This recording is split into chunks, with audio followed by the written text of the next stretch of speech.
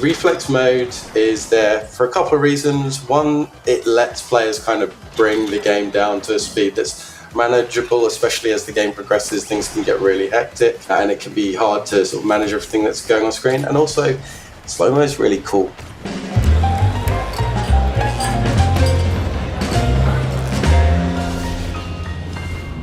Hello everybody, welcome to another episode of PlayStation Underground. You got Tim here, I'm joined by Gillen. Hey there. And we are so excited to be checking out Rollerdrome. We are joined by Andreas Yanikaris, who is lead designer on Rollerdrome at Roll7. Hey Andreas, how's it going? Very good, very happy to be here, and thanks for having me. We're going to be jumping into some gameplay that has been pre-recorded and provided by Roll7 here for us to dive into.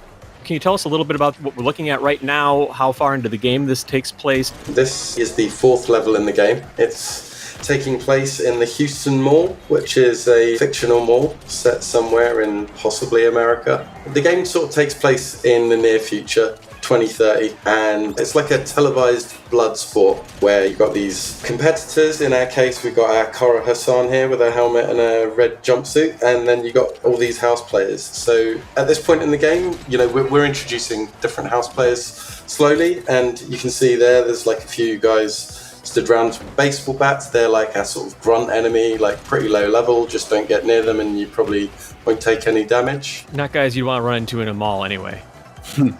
Yeah, exactly. I can speak on that in a moment, but actually, I'll tell you what, I'll give you a bit of context for that.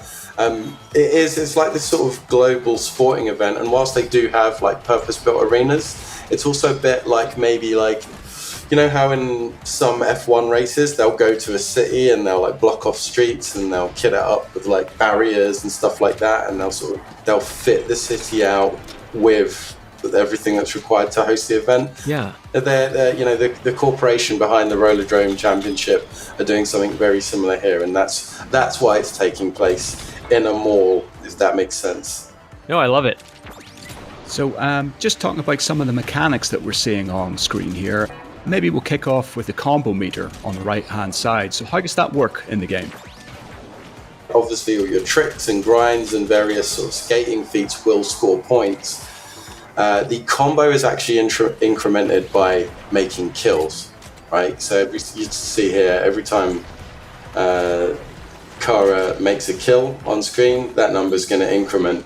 And so, you know, there's always a timer. You can see like the fill on the number is basically like your countdown before your combo times out and it gets banked. But doing damage to enemies will like kind of top the timer up to keep it going. And conversely, taking damage from enemies will deplete it. So basically, you know, this is just reinforcing all the things we want the player to do. We want them to damage and kill enemies to get the combo. We want them to do tricks to get score. And we want them to avoid taking damage. And if they do all those things, they're going to get big scores, big combos, and perform well. That's going to you know, you're going to, within the fiction of the sport, it was a good run. Got you. That's cool. And obviously, as just keep moving seems to be the thing as well. We're seeing some dodges, and is that reflex mode as well? Can you talk a little bit about that? Yeah, certainly can. So like, you know, it's a very fast-paced game. Skating games generally are. There's a lot of forward momentum, and we want the player to always keep moving. Otherwise, they're going to get hit. They're going to get hurt. So the reflex mode is there for a couple of reasons. One, it lets players kind of bring the game down to a speed that's manageable, especially as the game progresses. Things can get really hectic. And it can be hard to sort of manage everything that's going on screen. And also, slow-mo is really cool. Yeah. And it makes for some really sort of cinematic type moments. So dramatic. Yeah, I guess we got like, the other thing you're seeing here is, you know, players are going to have to dodge around a lot. And you know, there's a dodge button. They can use it pretty much in any scenario, whether they're just skating, grinding, whether they're airborne. They can always perform a dodge, and they're going to be using that a lot to avoid taking damage from enemy attacks. And you can also use it to like make quick sort of directional changes to your movement whilst you're skating around as well. We've jumped to another level here. So where are we now in terms of arenas? Yeah, so this is the, I think it's called the Eager Resort. This is level 7.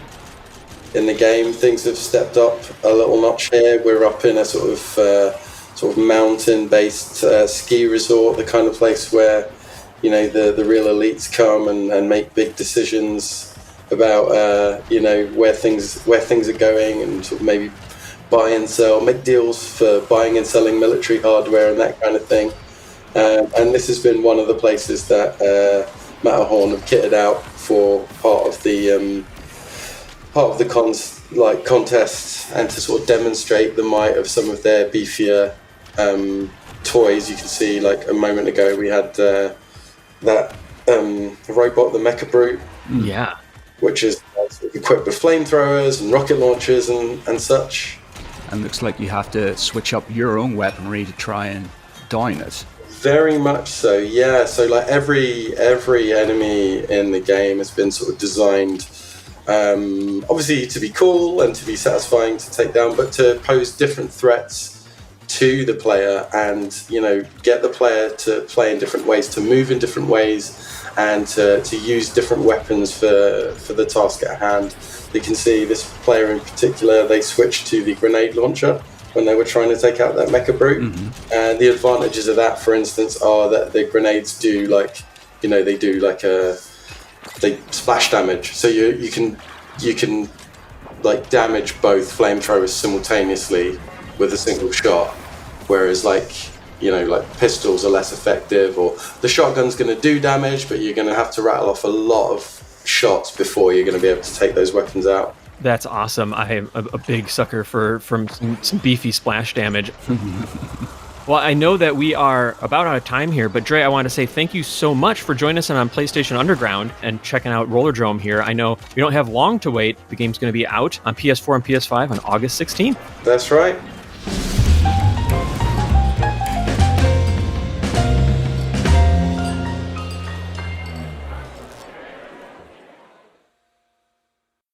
PlayStation